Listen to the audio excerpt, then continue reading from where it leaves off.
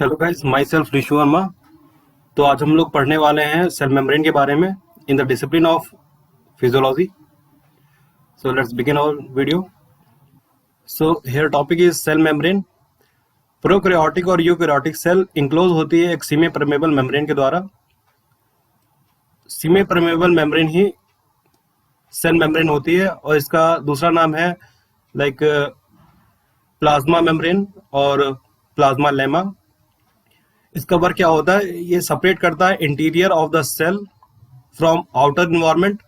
सो हम लोग पहले वीडियो में देख चुके हैं इंटीरियर इन्वायरमेंट सेल का क्या होता है, आईसीएफ इंट्रासेलुलर फ्लूइड, और सेल के सराउंडिंग में क्या होता है, ईसीएफ और एक्स्ट्रा सेलुलर फ्लूइड। ये रेगुलेट करती है transport of material inside and outside of the cell, और attachment site for other molecule, और ये हेल्प करती है सेल सिग्नलिंग में और सेल कम्युनिकेशन में। हम लोग जब आगे बढ़ेंगे अदर डिसिप्लिन में like in immunology and biochemistry, तब हम लोग देखेंगे ये अटैचमेंट कैसे करती है, और इसके ऊपर कई सारे रिसेप्टर प्रेजेंट होते हैं जो कि बाइंड करते हैं पैथोजन से, और हार्मोन लाइक रिसेप्टर होते हैं इंटरेक्ट करने के लिए। सो वो सब वहाँ डील करेंगे।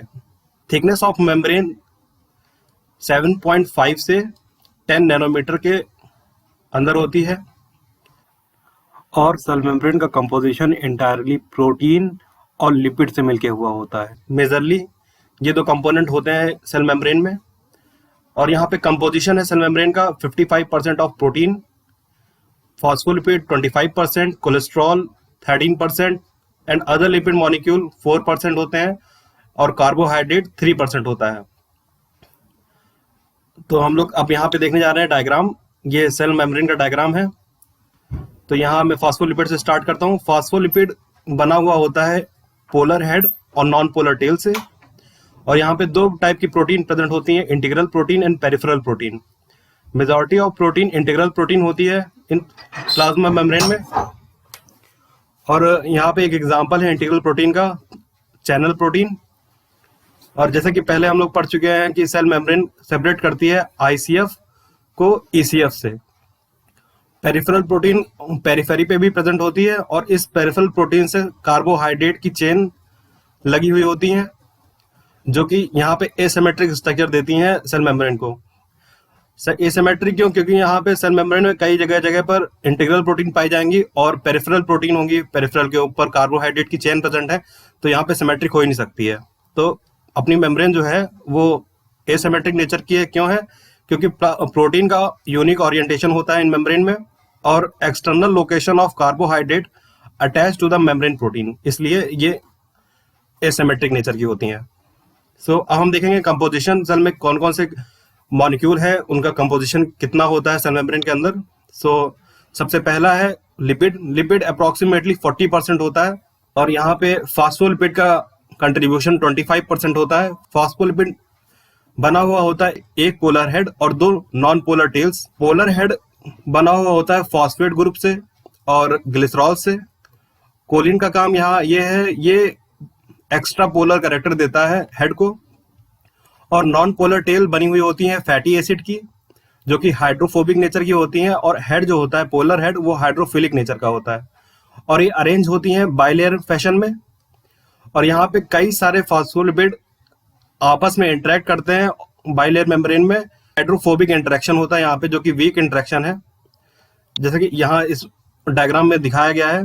ये हेड है, कई सारे हेड आपस में बाइंड है हाइड्रोफोबिक बॉन्ड इंटरेक्शन के थ्रू। क्योंकि ये वीक इंटरेक्शन है, तो ये फॉस्फोलिपिड मूव कर सकते हैं लैटरली और हॉरिजॉन्टली। ये वर्टिकली मूव कभी नहीं करेंगे, क्योंकि यहाँ पे बहुत ज्यादा फोर्स चाहिए होगा, तो ये मेम्ब्रेन में है नहीं, इसलिए ये हमेशा लैटरली मूव करेंगी। तो phospholipid can move horizontally and laterally to increase the fluidity of the membrane. और यहाँ फॉस्फोलिपिड में दो टाइप की फैटी एसिड हो सकती हैं, एक तो सैचुरेटेड और अनसैचुरेटेड। सो अगर ये फॉस्फोलिपिड रिच है short and unsaturated fatty acid में, तो यहाँ पे मोर फ्लूइड प्रेजेंट होगा। ये हम लोग और अच्छे से डील करेंगे लास्ट टॉपिक में कि मेम्ब्रेन की फ्लूइडिटी कैसे चेंज होती है सैचुरेटेड फैटी एसिड से और अनसैचुरेटेड फैटी एसिड से। सो नेक्स्ट टॉपिक है कोलेस्ट्रॉल। कोलेस्ट्रॉल का कंट्रीब्यूशन 13% है अप्रोक्सीमेटली, और ये प्रेजेंट होता है दोनों साइड में सेल मेम्ब्रेन की, और ये प्रेजेंट है दो फॉस्फोलिपिड के बीच में, और इस तरह से ये वॉल को रिजिड बनाता है। तो यहाँ पे कोलेस्ट्रॉल का हाइड्रोक्सिल ग्रुप है जो कि बाइंड करता है फॉस्फोलिपिड के हेड से, और अदर नॉन पोलर टेल जो है कोलेस्ट्रॉल की वो इंटरेक्ट करती है non polar tail of phospholipid से। बेसिकली ये बीच बीच में इसलिए प्रेजेंट है क्योंकि ये सेल वॉल को रिजिड बनाते हैं। इनका फंक्शन क्या है, फर्स्टली देखते हैं। यहाँ पे cholesterol serve to stabilize the membrane at normal body temperature. नॉर्मल बॉडी टेम्परेचर पे ये स्टेबलाइज करेंगी मेम्ब्रेन के स्ट्रक्चर को, और cholesterol important for the maintenance of correct permeability and fluidity of the membrane. चलिए देखते हैं कि अगर कोलेस्ट्रॉल ना प्रेजेंट हो बॉडी में तो क्या होगा। अगर कोल्ड इन्वायरमेंट होगा, अगर बॉडी कोल्ड है, ज्यादा कोल्ड है, तो ये सब जितने फॉस्फोलिपिड है पास पास आ जाएंगे, तो सेल मेम्ब्रेन रिजिड हो जाएगी, फ्लेक्सिबल और फ्लूइडिटी नहीं रहेगी सेल में, और सेल हो सकता है कि ब्रेक भी हो जाए। हॉट इन्वायरमेंट की बात करते हैं। अगर हॉट इन्वायरमेंट होगा तो ये हाइड्रोफोबिक बॉन्ड लूज कर देंगे और जो फॉस्फोलिपिड है वो दूर दूर हो जाएगा। इससे क्या होगा, सेल वॉल बहुत ज्यादा फ्लूइड हो जाएगी और बहुत ज्यादा फ्लेक्सिबल हो जाएगी, ये कोई शेप नहीं ले पाएगी। अदर लिपिड के बारे में देखते हैं। अदर लिपिड का कंट्रीब्यूशन ओनली 4% है। यहाँ पे बेसिकली दो टाइप के लिपिड होंगे, एक तो लिपिड सॉल्युबल सब्सटेंस प्रेजेंट होंगे और वाटर सॉल्युबल सब्सटेंस प्रेजेंट होंगे इसके अंदर। लिपिड सॉल्युबल जो सब्सटेंस है वो क्रॉस कर जाते हैं सेल मेम्ब्रेन को, क्योंकि ये सब डिसॉल्व होते हैं हाइड्रोफोबिक लिपिड ऑफ बाइलेयर में। एग्जाम्पल के लिए oxygen, carbon dioxide and steroid hormone, ये सब एग्जाम्पल है लिपिड सॉल्युबल सब्सटेंस के, और ये इसी में काउंट होंगे अदर लिपिड कंट्रीब्यूशन में। Whereas water soluble substance जो है ये क्रॉस करेंगे सेल मेम्ब्रेन को वाटर फील्ड चैनल के थ्रू, पोर के थ्रू, और मे भी ट्रांसपोर्ट करेंगे कैरियर प्रोटीन के थ्रू। एग्जाम्पल है sodium, chlorine, glucose and water.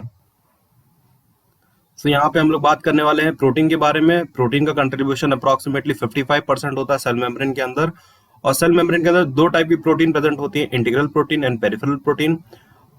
देखते हैं इंटीग्रल प्रोटीन के बारे में। इंटीग्रल प्रोटीन एम्बेडेड होती है सेल मेम्ब्रेन के अंदर with the help of hydrophobic interaction and weak van der Waals forces, और यहाँ पे कोवेलेंट बॉन्ड भी प्रेजेंट होता है इनके बीच में। साइड प्रोटीन की साइड सरफेस पे आएगी वो हाइड्रोफिलिक नेचर की होगी, वेराज इंटर मेम्ब्रेन स्पेस में जो प्रोटीन आएगी प्रेजेंट होगी वो हाइड्रोफोबिक नेचर की होगी। ये क्वेश्चन पीजीआई में आया हुआ है। और यहाँ पे इनका बेसिक फंक्शन क्या होता है, ट्रांसपोर्ट में हेल्प करती हैं, और यहाँ पे एग्जांपल है इंटीग्रल प्रोटीन के like ji protein and ion channels and receptors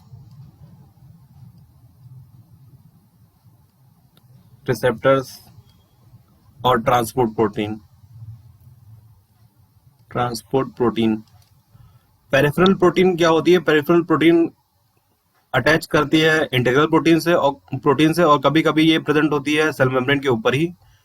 तो यहाँ पे लूजली अटैचमेंट होता है सेल मेम्ब्रेन पे कोवेलेंट बॉन्ड के थ्रू ये अटैच करती हैं, और जब ये अटैच करेंगे इंटीग्रल प्रोटीन से तो यहाँ पे दो टाइप के फोर्स इन्वॉल्व होंगे। First is electrostatic force and hydrogen bond के थ्रू। और पेरिफेरल प्रोटीन का फंक्शन होता है एडिशन में और सेल रिकॉग्नाइजेशन में। यहाँ पे कार्बोहाइड्रेट को देखते हैं। कार्बोहाइड्रेट कंट्रीब्यूशन 3% है, और मेजरली सेल में दो टाइप के कार्बोहाइड्रेट प्रेजेंट होंगे। एक तो ग्लाइकोप्रोटीन जो कार्बोहाइड्रेट प्रोटीन से अटैच करेगा ग्लाइकोप्रोटीन, और ग्लाइकोलिपिड जो कार्बोहाइड्रेट लिपिड मॉलिक्यूल से अटैच करेगा। यहाँ पे फंक्शन क्या होंगे, तो कार्बोहाइड्रेट के participate in cell recognization and adhesion, और ये हेल्प करेंगे सेल टू सेल सिग्नलिंग में and cell pathogen interaction during infection. ये तीन फंक्शन हो गए कार्बोहाइड्रेट मॉलिक्यूल्स के। और यहाँ पे एक क्विक डाइजेस्ट है। Blood group are determined by carbohydrate that present on the cell surface of erythrocyte, and they also have ability to trigger immunogenic response, ये पार्ट हम लोग देखेंगे इम्यूनोलॉजी में। यहाँ पे बेसिकली बहुत सारे टाइप के रिसेप्टर होंगे, लाइक CD रिसेप्टर और अदर रिसेप्टर्स। तो वहां पे ये बात करेंगे कि इम्यूनोजेनिक रिस्पॉन्स कैसे ये ट्रिगर करते हैं और इनका फंक्शन क्या होता है वहां पे। सो हमारे यहाँ लास्ट टॉपिक है cell fluidity and fluid mosaic model of the membrane.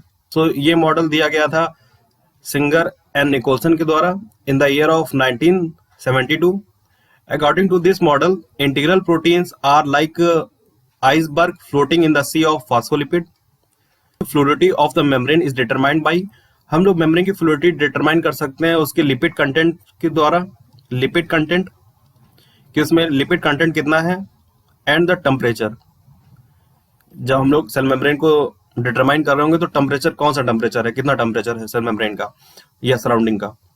तो यहाँ पे ट्रांजिशन टेम्परेचर गिवन है। ट्रांजिशन टेम्परेचर के बारे में देखते हैं, ट्रांजिशन टेम्परेचर होता क्या है एक्चुअली। तो temperature at which membrane structure undergoes the transition from order to disorder state, that is melt, this temperature is known as the transition temperature. Basically transition temperature directly proportional होता है rigidity of the cell, और inversely proportional होता है fluidity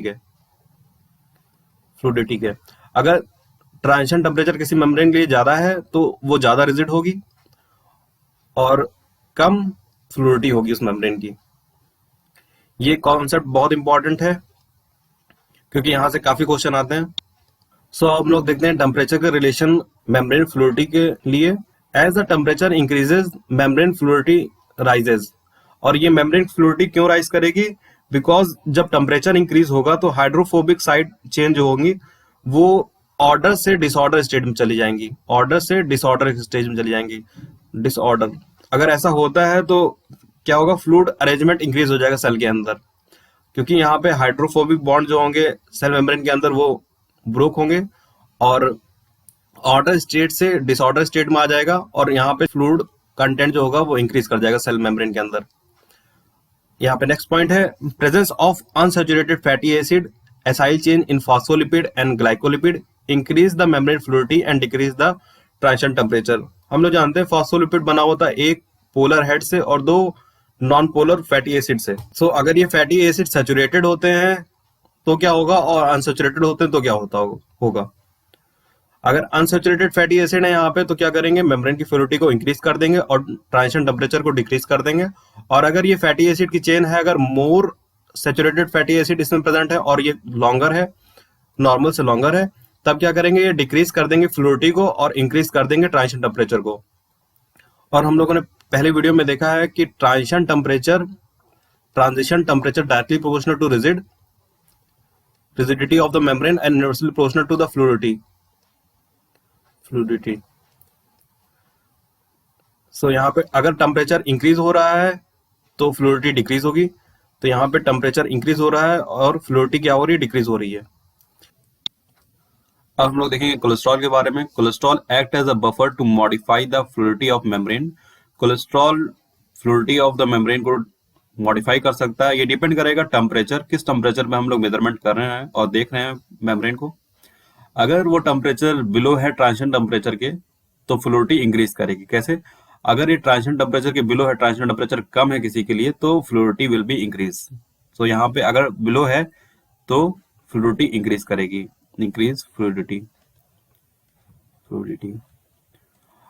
अगर temperature above है, अगर temperature above होगा transition temperature से, तो फ्लूइडिटी क्या होगी, डिक्रीज करेगी। इस केस में डिक्रीज फ्लूइडिटी। सो इस तरह से हम लोग कोलेस्ट्रॉल के केस में देख सकते हैं कि कैसे चेंज हो रही है fluidity of the membrane. So आप लोगों के लिए क्विक डाइजेस्ट यहाँ पे कि mass ratio of protein to lipid of biological membrane is, तो ये प्रोटीन और लिपिड का रेशियो मैक्सिमम होता है इनर माइटोकॉन्ड्रियल मेम्ब्रेन के लिए जो कि 3.2 है।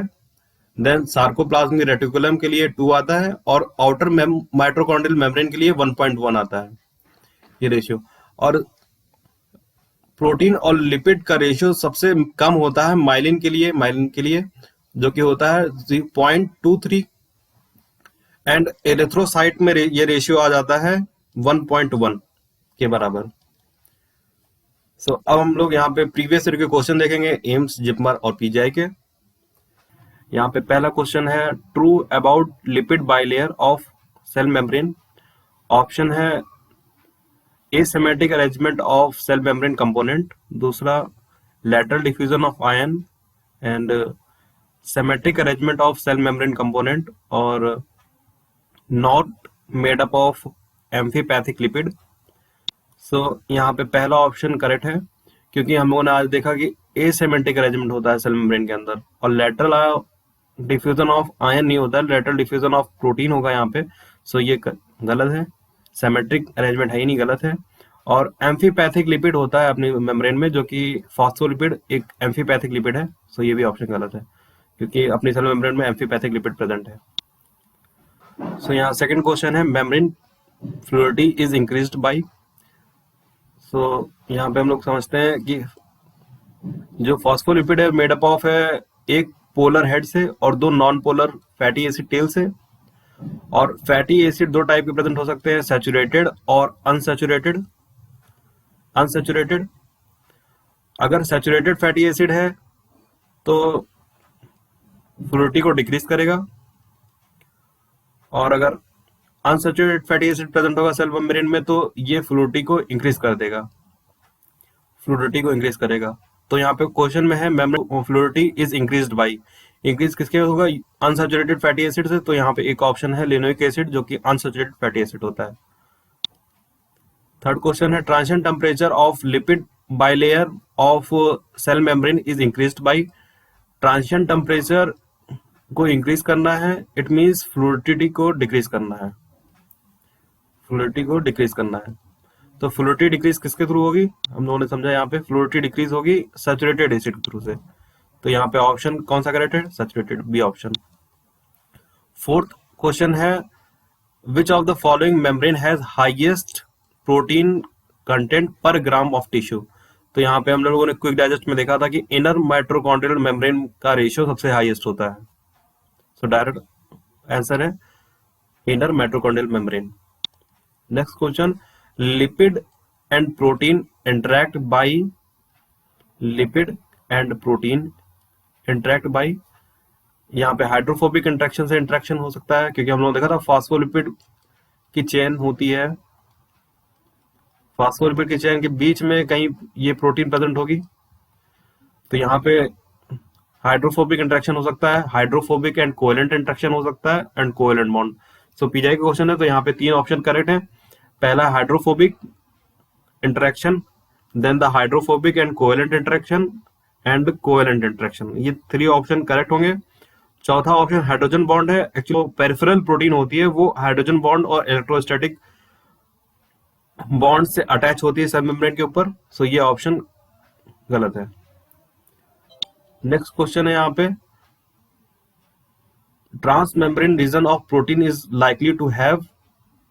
हम लोग ने देखा था कि यहाँ पे जैसे कि आउटर सरफेस हो गया सेल का, और ये इनर सरफेस हो गया, और अपनी प्रोटीन कहीं प्रेजेंट होगी ऐसे। तो ये वाला पोर्शन जो होगा वो हाइड्रोफिलिक नेचर का होगा, ये वाला हाइड्रोफिलिक नेचर का होगा, और जो इंटर मेम्ब्रेन स्पेस में प्रोटीन का पार्ट आएगा वो हाइड्रोफोबिक नेचर का होगा। सो यहाँ पे ट्रांस मेम्ब्रेन रीजन के बारे में ही पूछ रहा है, तो stretch of hydrophobic amino acid, stretch of hydrophobic amino acid, ये ऑप्शन करेक्ट होगा। Thanks for your kind attention, I hope you guys like it.